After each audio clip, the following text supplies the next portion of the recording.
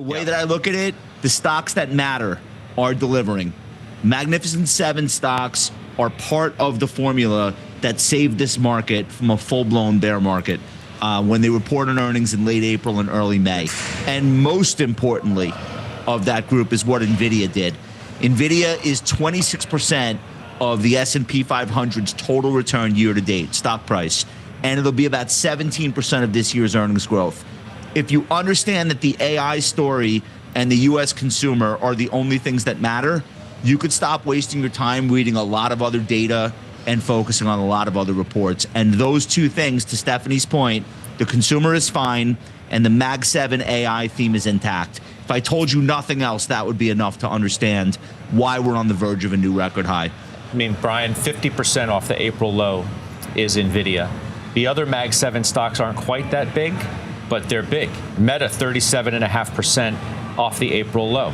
Microsoft, 35. Amazon, Alphabet are 27 and 22 respectively. You know, Apple's been lackluster relative to a lot of other names in this group, but even that stock's up 15%. Josh highlighted NVIDIA, 50% off of its low. The target raised to 200 today. Amazon is going to extend its Prime Day. Everybody on the desk owns Amazon.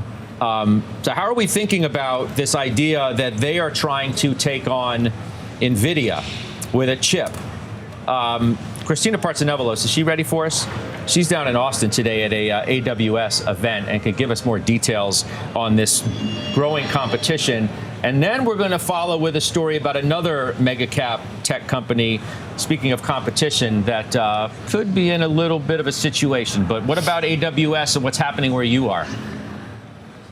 Okay, so I am in the lab where chips are born for Amazon Web Services. It's called Annapurna Labs. And just an example, this young man behind me, he's looking at a wafer right now. This is literally 30% of the thickness of a human hair. So he's just testing this for clients. And the news today is that they've updated their CPU chip to increase the networking bandwidth. It's going to be the fastest in the public cloud. Timeline is we're still waiting to hear about that, but this is just a step up in terms of technology and really shows how the custom chip strategy is really competing with the likes of Intel and AMD. But the real battle, like you mentioned, Scott, lies with NVIDIA. And that's why just recently AWS announced a Project Rainier, where they're going to be offering hundreds of thousands of chips to build the largest AI supercomputer for Anthropic, and Anthropic will run its latest model on these chips. This is just an example of the Trainium 2 chips that compete directly with NVIDIA. The bread and butter of these chips, though, of course, is obviously performance and all that,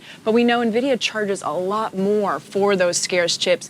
The secret weapon for AWS here is really the price performance, and they're offering these on the market with Trainium 3 soon, just around the corner, Scott. So that's the difference in why we came here, because normally this lab is top secret. You know, it's very hard to get in, and they're slowly opening it up as they open up everything. And you can see the lovely employees all around me. It's amazing. This is a really tiny story with a huge potential outcome. And what's amazing to me is how much time market experts spend telling you not to own these stocks. They keep saying that the play is over.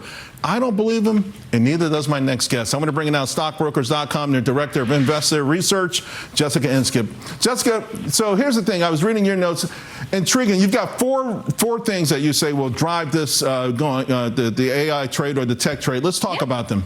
Yeah, absolutely. These actually came from Jensen Huang when he was talking on his earnings report and what's happening within AI altogether. Demand is intact. We know this. The hyperscalers are still absolutely spending. We're doing that. Deregulation, as we see there's some certain rollbacks. We've got the stablecoin and other things coming in. That's going to set the framework in order to have more AI expansion. And more importantly, this third one that we haven't talked about too much, which are the same beneficiaries. So I want to change this from AI-led rally to efficiency-led rally, is tokenization, stablecoins, and the changing of the digital infrastructure. So you brought up Jensen Huang. The number four was all NVIDIA sort of AI-specific stuff. We're going to bring that table up because, listen, he's the driving force behind all of this stuff. He's brilliant. I don't know why anyone bets against him.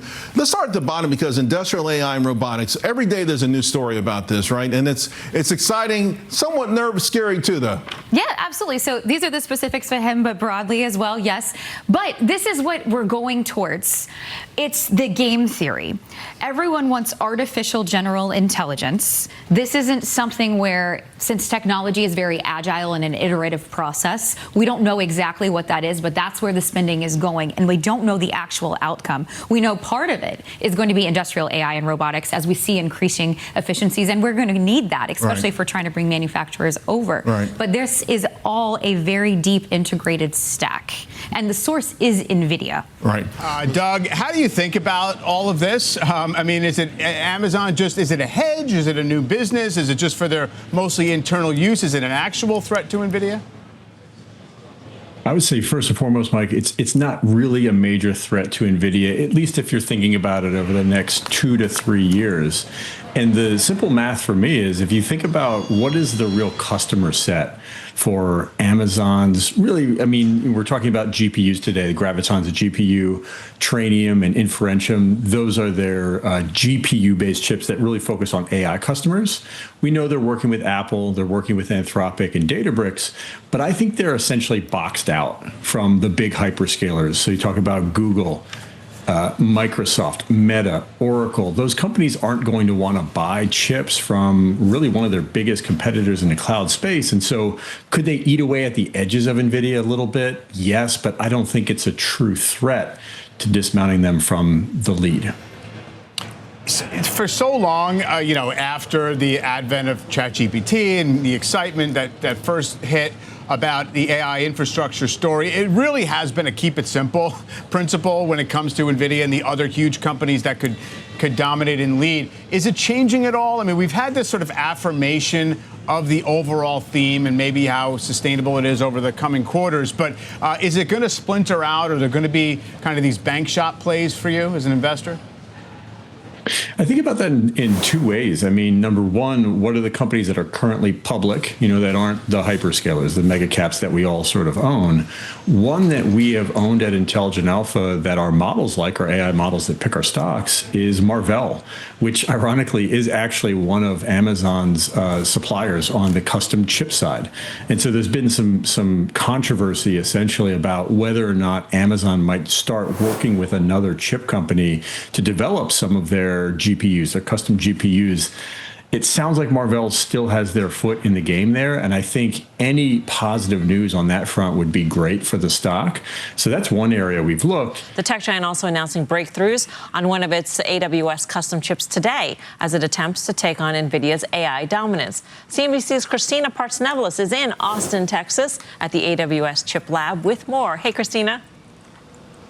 Hi, Melissa. So let's start with the news coming from Amazon CEO Andy Jassy, who emphasized that they are investing heavily in generative AI across all facets of the business, from Alexa Plus to AI tools used for shopping to AWS for developers. And with that faster innovation, unfortunately, could come some changes to the workforce. In his blog post, he said, quote, "In the next few years, we expect that this will reduce our total corporate workforce as we get efficiency gains from using AI extensively across the company." Hopefully this isn't the first time these guys here are hearing that news and they're not worried about their jobs, but much of that generative AI technology actually stems from this lab, Annapurna Labs, which used to be top secret. Now I'm allowed in, luckily for me. And what they're announcing today is that their CPU, this is the Graviton 4, will now have 600 gigabits of networking bandwidth. And so that could possibly be the largest offering in the cloud. So that's the first bit of news, and how it's really showcasing their custom chip strategy and how it's competing with the likes of AMD and Intel. But the real battle stems with NVIDIA and AI. We know that AWS not too long ago announced that they're going to be launching hundreds of thousands, more than likely 500,000 of their own Trainium 2 chips to build the largest AI supercomputer that they will be using for Anthropic. And we can show you exactly what this is. These are the Trainium 2 chips, and that's a big deal to be using Trainium chips to build a giant, large supercomputer, when historically in the past, that probably would have went to NVIDIA. I spoke to Gadi Hutt, an AWS executive, who explained the difference between both NVIDIA chips and AWS chips. Listen in. Blackwell is more performant than Trainium 2, but Trainium 2 is still more cost performant than the Blackwell. And we also announced Trainium 3. Trainium 3 is coming up this year, and it's doubling the performance of Trainium 2, and it's going to save energy by 50 additional %. So the secret weapon for AWS has to do with around price performance. But the other bit of news too is that you have large language models like Claude 4 that are training on AWS custom chips. So it's really not a question of whether AWS can, gain market share. It's about whether NVIDIA is going to be having to give up some of that share as we go on over the next few years and their offerings keep improving. Guys? Where are the chips manufactured, Christina? Most of it, the design is in-house, and they do use Taiwan Semi as well. Okay.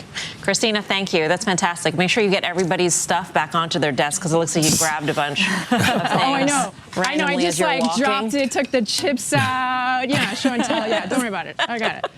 All right.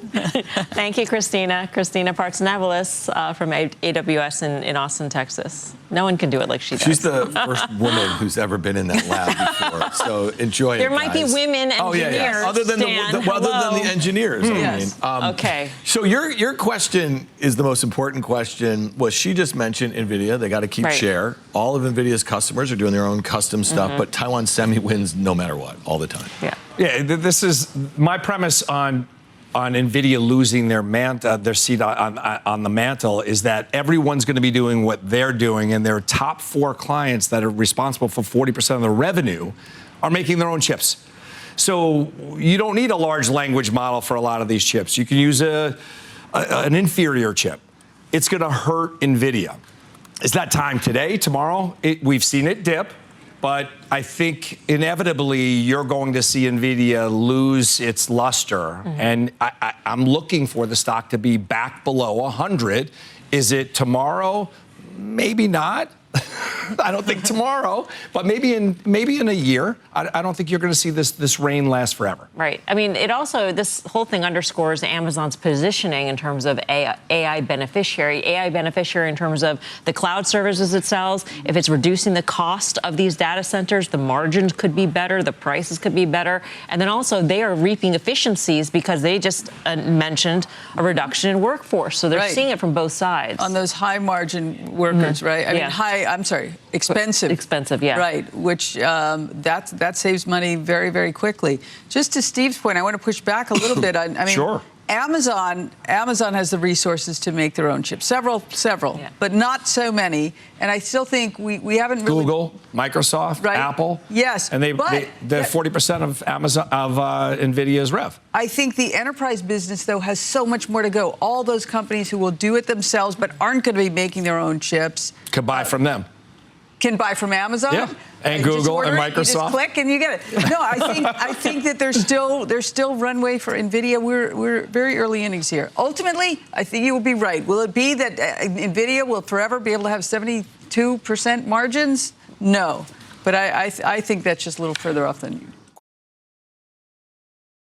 All right, I hope you're all doing well today and staying calm in this market. First, I want to mention that Amazon CEO Andy Jassy said in an interview with CNBC earlier this year that the cost of AI must come down, and they are working on developing their own chips. At the same time, Amazon's Trainium chips are much lower spec than NVIDIA's latest GPUs. And so even if Amazon were to reduce the number of NVIDIA's chips that they use, Amazon's competitors are most likely going to continue using NVIDIA's latest products. And so then the question becomes, will Amazon allow themselves to fall behind in AI as their competitors continue using large quantities of NVIDIA's latest chips? I will be surprised if that were to happen. Jassy also said earlier this year that he sees Amazon continuing to work with NVIDIA for the foreseeable future, even as they continue developing their own in-house chips. I think Doug made a great point in one of the clips you just watched. The other hyperscalers are not going to want to purchase lower spec chips from one of their largest competitors, Amazon, when they can purchase significantly better chips from NVIDIA. And so I don't view Amazon's chips as a threat to NVIDIA's dominance for right now. NVIDIA is showing no signs of slowing down, as last week Jensen traveled throughout Europe announcing many new projects that NVIDIA is working on in Europe. Jensen told us that there are 20 sovereign AI factories being planned in Europe right now, and some of those are very large. He also told us that there are many other AI factories being planned by European companies, and that he believes Europe's compute capacity will 10x in just 2 years. Jensen told us on NVIDIA's earnings call that sovereign AI would be a major growth engine for NVIDIA. That is proving to be correct. Unfortunately, NVIDIA had to remove all China revenue from their forecast due to export controls, but demand is so strong that NVIDIA is growing anyway, and demand from other regions around the globe, such as the Middle East, Europe, and others can help offset what NVIDIA is missing out on from from China. Jensen also told us last week that NVIDIA is producing 1,000 GB 200 systems per week. That's about $3 billion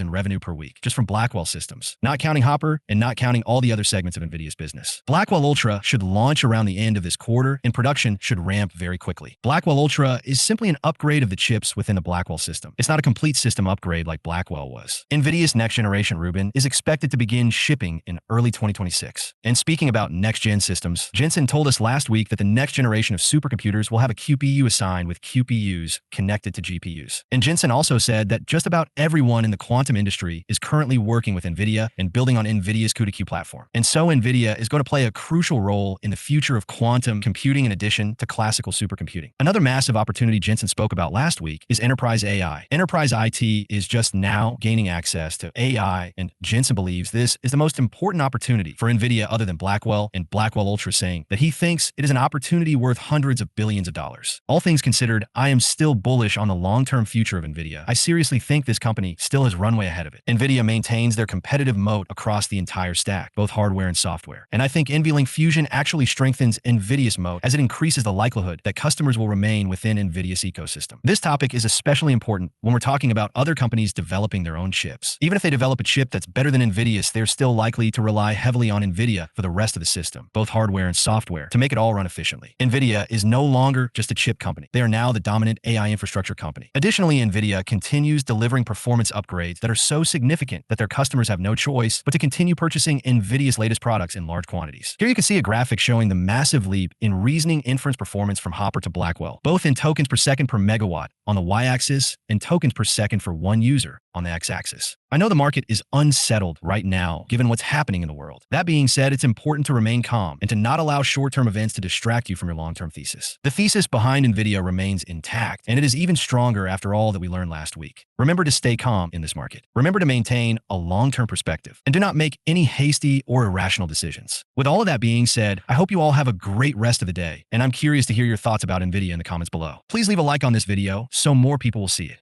And while you're down there, please consider subscribing. It's free, and you can always change your mind. Thanks for watching, and hopefully I'll see you in the next video.